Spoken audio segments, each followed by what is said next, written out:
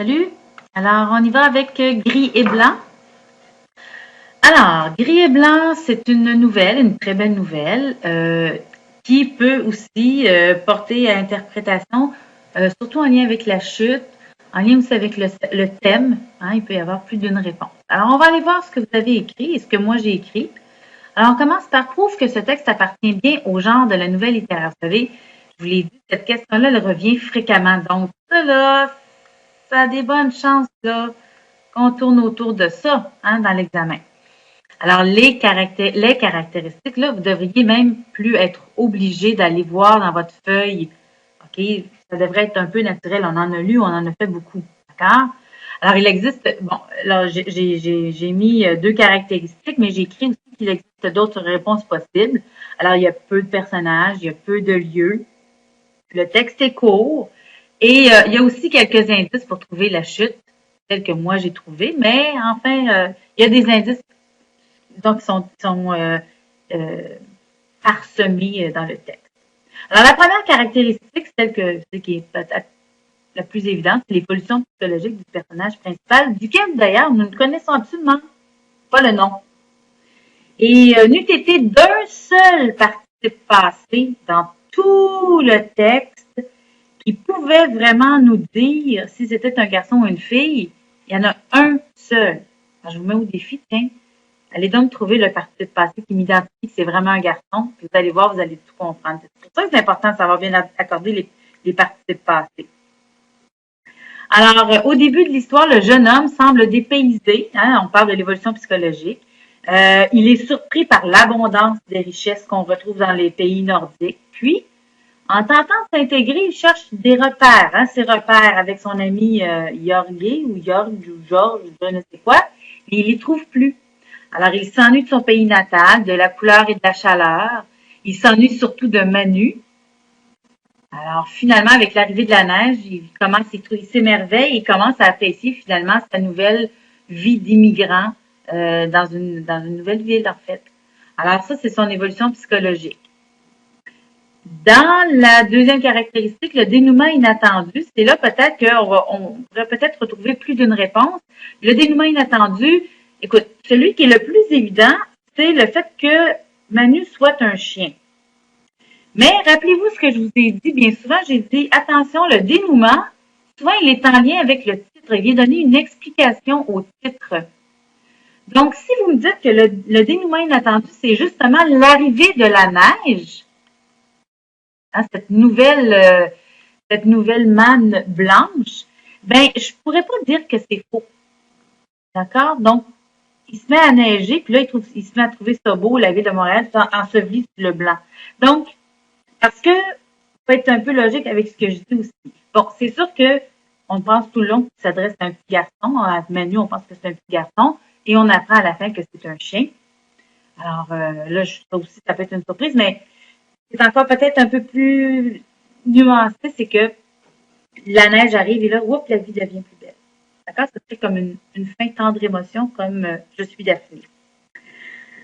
Encore là, identifier les thèmes, le thème principal, ben, il y a plus d'une réponse. Ça aurait pu être Montréal. Ça aurait pu être l'adaptation que vivent les nouveaux arrivants à Montréal. Ça aurait pu être l'immigration, l'intégration. Ça pourrait être les différences entre les pays riches et les pays pauvres. OK? Donc, ça aurait pu être plus d'une réponse, mais comme on a appelé ça gris et blanc, et qu'on fait référence aussi au gris des buildings et blanc la neige, je serais peut-être plus tentée à dire que c'est Montréal, la ville de Montréal. OK? Donc, durant toute la nouvelle, le jeune homme décrit la ville de Montréal, les habitudes de vie des Montréalais, le décor de la ville, ses bâtiments, ses rues. Tout le texte tourne autour d'un axe central, Montréal. Oui.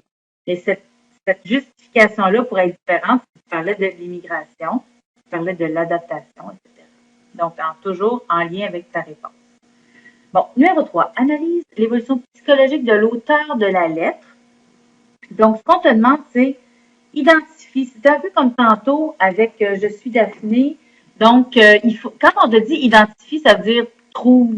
Mais pas trouve dans le texte, parce que si on t'avait dit trouve dans le texte, on aurait écrit trouve dans le texte ou relève dans le texte le passage. Si c'est pas écrit dans le texte, il faut que tu l'inventes. Ça, c'est une chose, on va se mettre ça bien clair. Alors, au début, le groupe adjectival, donc, notre garçon, notre adolescent, il est dépaysé, il est impressionné. Tous les adjectifs un peu, il est décontenancé, hein, vous pouvez les mettre. Et moi, j'avais trouvé un passage, page 10 et 11, un des passages qui l'impressionne, c'est que toutes les autos s'arrêtent à tous les feux rouges. C'est des pays où on ne s'arrête pas au feu rouge, bref, c'est un détail. Et les rires sont interdits par certaines heures. Alors, il est bien connu dans les pays du Sud où il fait chaud, où il fait chaud tard, les gens sont à l'extérieur tard, ils font la fête, et puis tout le monde est invité. Dans ici, on est tous chacun de nos petites affaires, puis le voisin ne peut pas faire du bruit passer telle heure parce que c'est pas permis. C'est comme ça. Et là, lui, il est très surpris de ça. Ensuite, un autre, à la fin complètement, ben, il est émerveillé par la neige qui tombe, il est heureux, il semble heureux, puis il a juste hâte de revoir Manu, puis il lui dit, j'ai hâte de te faire venir, chose qui sera probablement pas possible. Alors, par exemple, à la ligne 43, la beauté blanche qui tombait à plein ciel, absolument blanche partout, c'était gris. Donc, c'est comme si c'était un message aussi d'espoir, hein. Regarde, quelque chose qui est pas très, très beau, on peut quand même toujours améliorer notre sort, et c'est pour faire une espèce d'analogie. D'accord? Encore là, les GH en lien avec ta réponse, ça va pouvoir me prouver ou me justifier. Explique en quelques lignes cette évolution. Pourquoi il est passé du gars qui arrive dépaysé à « Wow, c'est beau ». Alors, comme tous les immigrants, le jeune homme qui arrive dans une grande ville nord-américaine se sent forcément dépaysé. Tous ses repères sont disparus. Une certaine angoisse se dessine alors. Vient ensuite l'acclimatation. Le jeune homme se crée des amitiés avec Georges ou Yorgi ou je ne sais quoi, là. Se trouve un emploi, et voit que la vie est meilleure. Donc, la neige, réputée pour ensevelir ce qui est moins beau, vient confirmer son désir de rester à Montréal. Il va y avoir du positif. Et finalement, pourquoi l'auteur a-t-elle intitulé la nouvelle gris et blanc, deux couleurs? On dit Montréal est une ville dite nordique et civilisée. Comme toutes les grandes villes du monde, le ciment, l'acier, l'asphalte, hein, ça fait pas mal de gris, ça, domine le paysage urbain. Les édifices, les rues, les voitures, etc. On est loin de la campagne, le beau vert verdoyant et le blond des champs, ça n'existe pas ici. Alors, de plus étant au nord, la neige, forcément, recouvre une grande partie de l'année, ce qui est gris et terne. C'est ce qui caractérise Montréal. Ce sont les deux couleurs qui caractérisent le mieux la ville de Montréal. Si vous avez des questions, on se retrouve sur Facebook. Ciao!